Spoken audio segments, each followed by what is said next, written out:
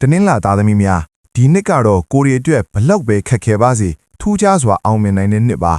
ဒါပေမဲ့လုပ်ငန်းခွင်ပါတော့တတိတရားရှေ့ရှုပြီးဆောင်ရွက်ဖို့အထူးခ ्यू ဆိုင်ရမယ်အစုပ်ကိစ္စတွေမှာအင်္ဂါနဲ့ကြာသားပရိသားသမီးတွေနဲ့လက်တွဲလုပ်ရင်အောင်မြင်မှုတွေရရှိမယ်ကိုတို့အတွက်အကျိုးအမြတ်ဖြစ်ထွန်းစေမဲ့လုပ်ငန်းတွေကဘာတွေလဲဆိုတော့အစုရှယ်ယာဝင်တာကုန်မာဆိုင်နဲ့စိုက်ပျိုးရေးပစ္စည်းတွေမြေဩဇာစံရောင်းဝယ်တာတွေကနေအောင်မြင်မယ်ကုန်ပစ္စည်းအမျိုးမျိုးရောင်းဝယ်တာလည်းကောင်းတယ်ဒါပေမဲ့အနောက်တောင်အရက်ကိုခရီးသွားလာတော့ရှောင်ဖေးပါကိုယ့်ရဲ့မွေးရက်ထက်အခြားအရက်တွေဒါမှနာမည်ကျော်စော်မဲ့အကိန်းရှိတယ်လူတွေရဲ့စကားကိုအလွယ်တကူမယုံကြည်မိအောင်သတိထားပါနောက်တစ်ခုကစက်ပစ္စည်းတွေအလော်တကြီးဝယ်ယူတာနဲ့အဖွဲ့အစည်းကိစ္စတွေမှာပါဝင်ပတ်သက်တာတွေကိုရှောင်ရမယ်အချစ်ရေးမှာဆိုရင်ကိုတွေကချစ်ချင်းမြတ်တာအတွက်အရာရာရင်ဆိုင်ရတဲ့သူတွေဖြစ်တယ်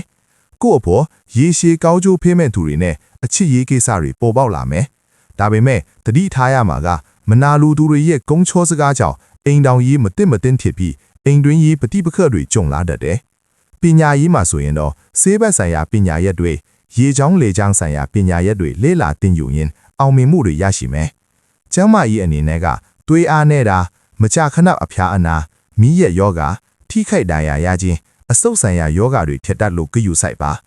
ကံကောင်းစေမဲ့ရရအနေနဲ့မိမိမွေးနံထစ်တဲ့တနင်္လာနေ့မှာစပယ်ညွတ်ဆွဲတော်ညွတ်တရက်ညွတ်ကန့်ကော်ညွတ်အဖြူရောင်တစ္ဆာပန်း၅ပွင့်ကိုပန်းအိုးနဲ့ဖျားပူဇော်ပေးပါကြံစစ်တစ်ချောင်းစီမီသက်စိတ်လူပြီးဖျားရည်ကြောက်ကြောတို့ကိုစုံတော်ကတ်ထင်းပေးပါအကျိုးပေးတဲ့အခရာတွေကကကြီးငငယ်ညတို့ထစ်ပြီးအကျိုးပေးကနန်းတွေကတော့သုံးငါခွန်တို့ထစ်ပါတယ်အားလုံးပဲပျော်ရွှင်တဲ့နေ့တစ်နေ့ထစ်ပါစေဒါနဲ့ဆရာကဟောစာတမ်းများကိုနေ့စဉ်တင်ဆက်ပေးနေမှာဖြစ်လို့ဆရာရဲ့ YouTube Channel လေးကို Subscribe လုပ်ထားခဲ့ဖို့ပြောချင်ပါတယ်ဆရာရဲ့ TikTok account ကိုလည်း Follow လုပ်ထားခဲ့ပါ